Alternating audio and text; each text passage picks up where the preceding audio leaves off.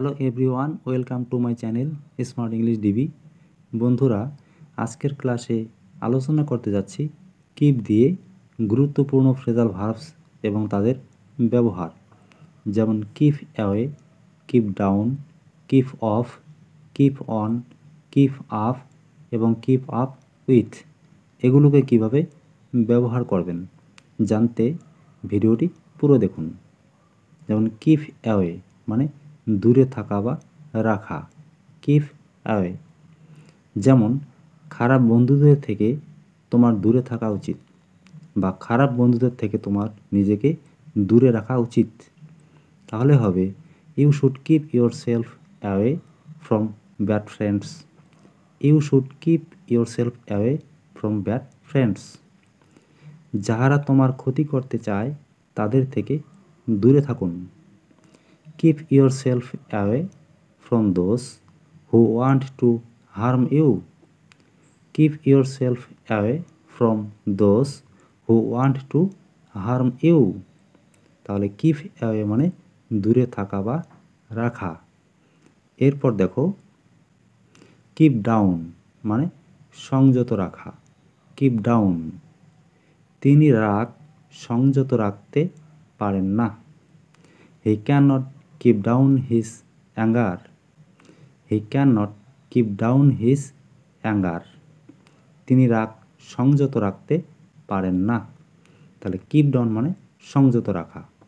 এরপর keep of মানে দূরে থাকা, কিপ অফ। আগুন থেকে দূরে থাকুন, keep of the fire. Keep of the fire, আগুন থেকে দূরে থাকুন। তাহলে কিপ অফ মানে দূরে থাকা। এরপর কিপ অন মানে চালিয়ে যাওয়া, কিপ অন। পড়াশোনা চালিয়ে যাও। তাহলে হবে keep on studying. Keep on studying, পড়াশোনা চালিয়ে যাও।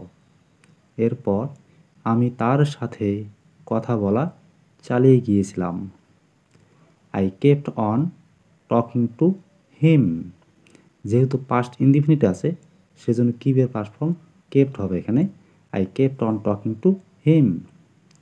এরপর কিপ আপ মানে বজায় রাখা, কিপ আপ। সে তার খারাপ অভ্যাস বজায় রেখেছিল। হি kept up his bad habits.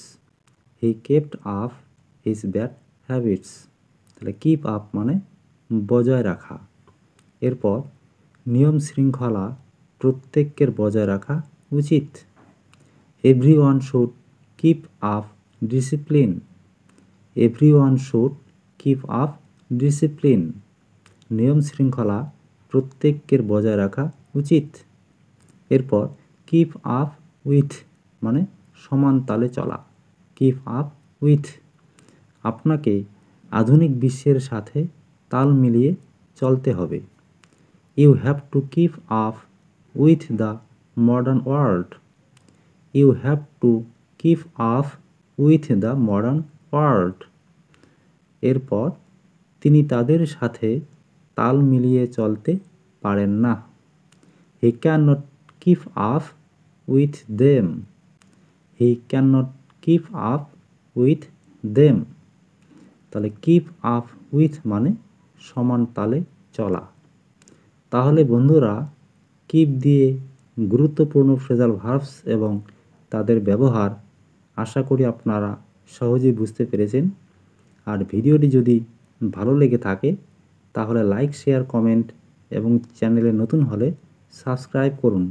Thanks for watching.